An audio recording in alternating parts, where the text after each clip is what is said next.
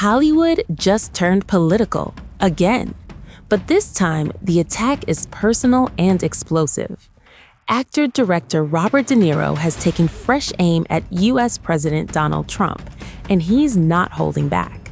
From calling him a clown to now accusing him of ties with Epstein-class buddies. This feud just hit a whole new level.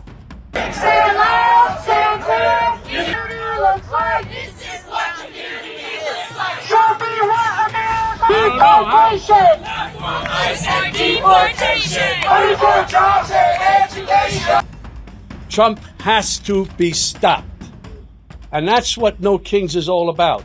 Because he can't do all the things that he's been doing without the collusion of Congress and the goons in his administration. Afraid of Trump? Please. No, they should be more afraid of us. Yeah. That's right. The 82-year-old Oscar winner showed up at the No Kings protest in New York City on March 28th. The event has been gaining traction across the United States. Standing before a charged crowd, De Niro made it clear he's not backing down. He began calmly, thanking attendees and praising the movement, but the tone quickly shifted because what came next was a direct hit at Trump's character and connections. Good afternoon, everyone. Good afternoon. It's nice to share this event with so many committed people here in this room and out in the streets. And I'm proud to stand with an Indivisible and all the organizations promoting No Kings. The concept of No Kings is a great rallying cry and hugely successful as millions of us have answered the call. I support this movement 150%. Yeah. But when the crowds are chanting No Kings, what I'm really hearing, as we all know, is no Trump. That's right. There have been other presidents who have tested the constitutional limits of their power, but none have been such an existential threat to our freedoms and security. None, except Trump. He must be stopped, and he must be stopped now. Amen.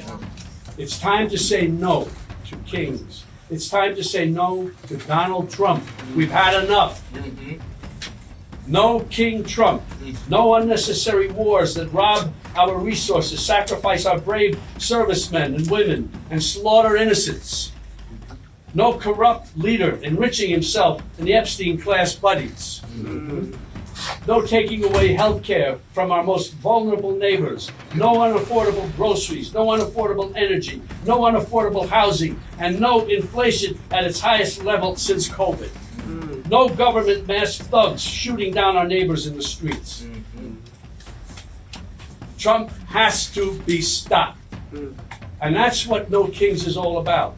Because he can't do all the things that he's been doing without the collusion of Congress and the goons in his administration. They're bound to him by fear of losing their own jobs, their own power. It's diabolical. How can this be happening? Look at the power of the No Kings national uprising. No. Look at the power of the No Kings national uprising. Afraid of Trump? Please. No, they should be more afraid of us. Yeah. That's right. Yeah, right on. Because we still believe in the core American values of justice, equality, decency, and kindness. Because we're going from the streets to the ballot box, and because we all deserve a country with no kings, no Trump. Thank you. De Niro's statement brings back the shadow of Jeffrey Epstein, the late convicted sex offender whose network continues to spark global controversy. Now, while Trump has previously dismissed demands to release Epstein-related files as a Democrat hoax, he later changed stance, saying Republicans should support their release, adding, "We have nothing to hide." This contradiction is exactly what critics like De Niro are seizing on. This isn't new. De Niro and Trump have been locked in a war of words for years. Back in 2024, De Niro didn't mince words, calling Trump a clown in a fiery public appearance. A clown. But this city is pretty accommodating. We make room for clowns.